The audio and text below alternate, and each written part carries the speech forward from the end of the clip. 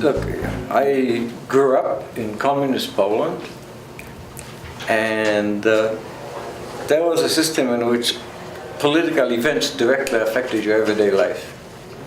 So everybody was following politics. Yes. The construction of the wall in Berlin in 1960 was something which we all knew would have individual consequences for us. So we lived in a world full of politics, but I did not study politics. I studied philosophy and then sociology at the University of Warsaw. And at one time, there appeared in Warsaw a professor of political science from Northwestern University. Okay. He came to a meeting in which we had a discussion, invited me for lunch, and asked me, do you want to go to the United States to study political science? And I asked him, what's political science? So that's my entry into political science. I believe there's immense literature that has several centuries about various possible merits and faults of democracy. And as I go through that list, I come to a position which is not actually quite original, because Popper had it, Norberto Bobbio had it, which is that the main merit of democracy is to allow us to process whatever conflicts appear in a society in liberty and peace. Okay? That elections are a mechanism by which we temporarily terminate conflicts. That if the conflicts were about who is going to govern forever, then the losers would have no other recourse than use violence. What elections do is to say, okay, so we're going to be a losing side for 4 years, but we're going to have some chance to be on the winning side for the next 4 years. And this mechanism, I think, has this incredible power of keeping social peace among groups and people who otherwise have conflicting interests, conflicting ideals, and everything else. So yes, so I adhere to that minimalist version. I say democracy does at least that. Okay? Maybe more. Whether it makes the government responsible, accountable, that's rational, that's much more complicated. But that part, I think, is essential. Well, okay, that was a very specific question, because okay, the generic methodological problem in doing comparative politics, but not just comparative politics, is to distinguish the effect of political regimes, or specific political institutions, or specific governments from the conditions that produce them. Yes? If democracies exist only under some conditions, if particular institutions, presidentialism, parliamentarism, exist under some conditions, if particular kind of government appears under particular conditions, we have to be able to distinguish whether the particular effects, good or bad, are due to the conditions or to the government. That's the methodological problem of non-random selection, of course. Okay? It's a very difficult problem because it calls for counterfactuals. Yes? You have to ask yourself, what would happen in the United States had there been no elections? What would happen in China if there were elections? And to answer those questions is extraordinarily hard. It is. This is why we now have this whole field of causal identification. It's all about that, yes? But the question is, how do we establish the validity of the counterfactuals? Okay. So, my answer to the question is, comparative politics possible? Is sometimes yes, sometimes no. If history was kind enough to give us enough variation, that is, that under some conditions we have different institutions, then we can distinguish. If history is not pleasant, not nice to us, and produces only one type of institutions under one type of conditions, we can't tell apart.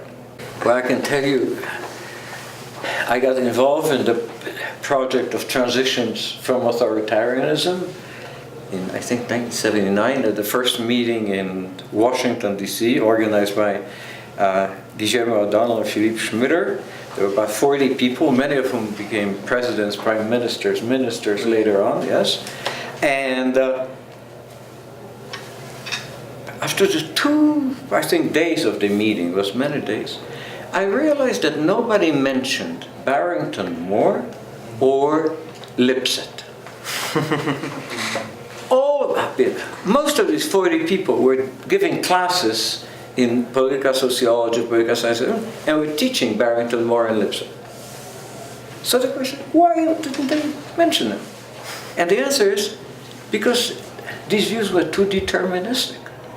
Of course. Yes, we were trying to change things. We were trying to ask, so what are the best strategies to get these bastards out? And the answer is that you can get democracy if you had a particular agrarian class structure in the 17th century. That was not of use to us. What good does it do to us, yes?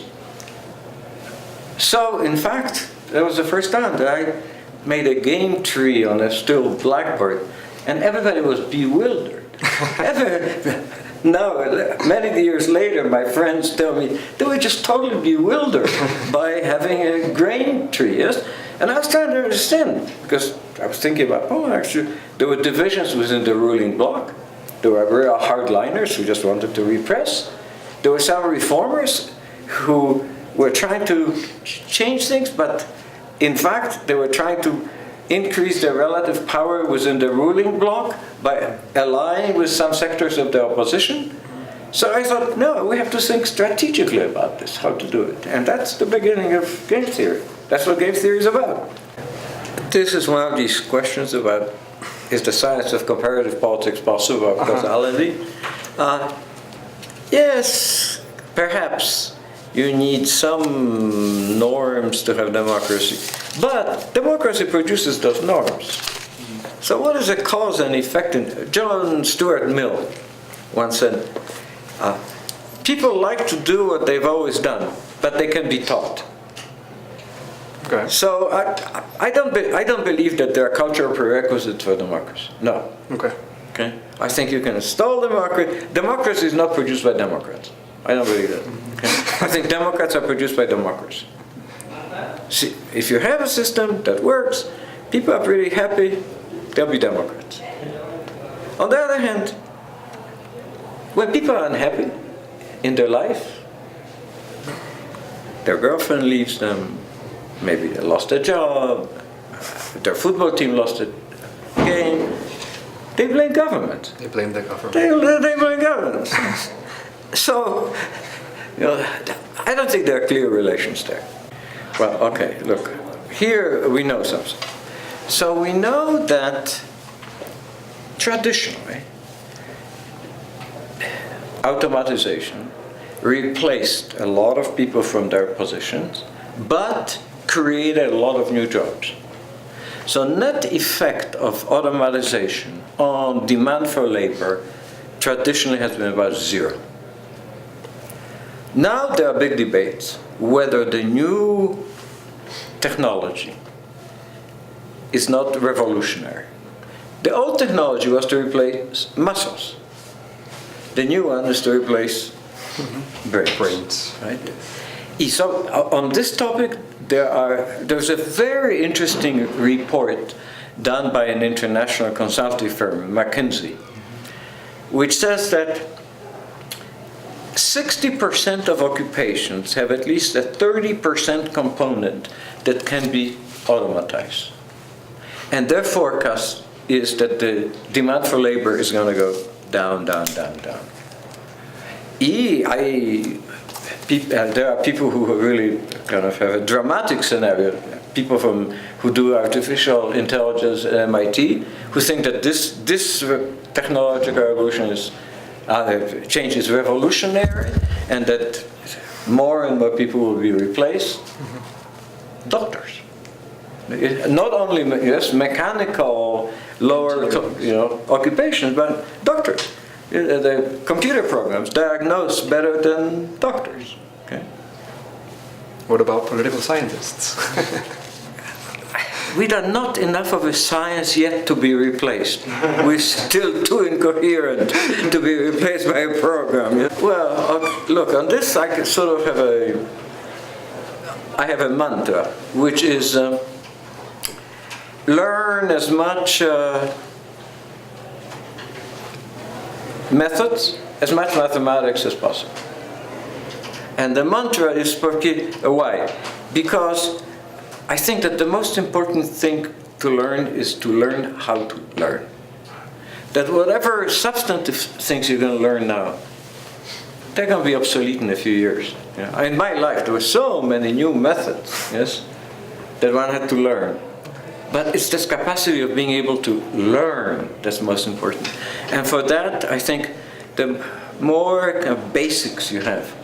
So I always tell my students study mathematics and philosophy, because I really like philosophy. Okay? But facts and particular methods are less important.